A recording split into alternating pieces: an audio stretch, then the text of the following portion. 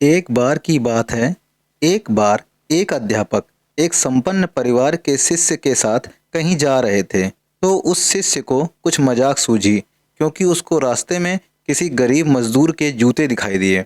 उसने अध्यापक से कहा, गुरुजी, अगर हम इन जूतों को छुपा दें तो कितना मजा आएगा।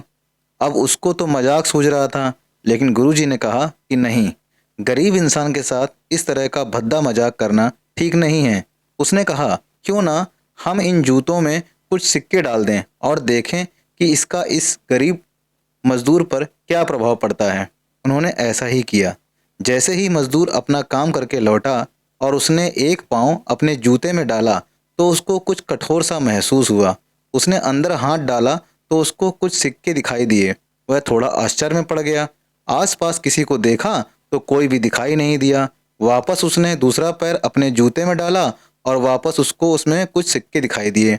अब दोनों जूतों के सिक्कों को उसने अपने हाथों में रखा और प्रभु की तरफ इशारा किया। हे प्रभु, पता नहीं किस भले मानुस ने यह सिक्के मेरे जूते में छुपाए हैं, लेकिन जिसने भी छुपाए हैं उसको मेरी दुआ है, ताकि इन पैसों से मैं अपने बच्चों और पत्नी के लिए कुछ खाना और दवाइयाँ ला सकूंगा।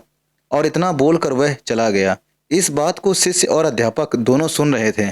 अब अध्यापक ने शिष्य से पूछा कि अब तुम मुझे बताओ कि तुम्हें कैसा महसूस हुआ, तुम्हारी पहले वाली मजाक या मेरा यह तरीका। तो उसने कहा कि गुरुजी, मैं आपसे क्षमा मांगता हूँ।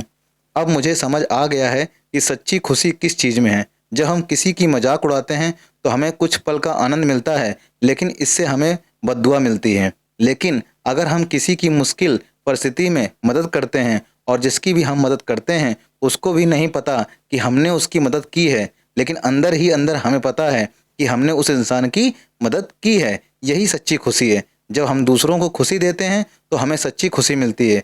इसी तरह खुशियाँ बांटते रहिए, लोगों की मदद करते रहिए और दान करते रहिए। जिसके भी आप काबिल हों, जितना भी आपसे बन सके दान करें, लेकिन दान जरूर करें। दोस्तों, ये छोटी सी सीख और प्रोत्साहन गरीब के लिए कैसा लगा कमेंट में ज़रूर बताइएगा। चैनल को लाइक, सब्सक्राइब, शेयर ज़रूर कर दीजिएगा। प्लीज़ आपसे मेरी एक हेल्प है। Thank you. मिलते हैं अगली कहानी में, तब तक के लिए धन्यवाद।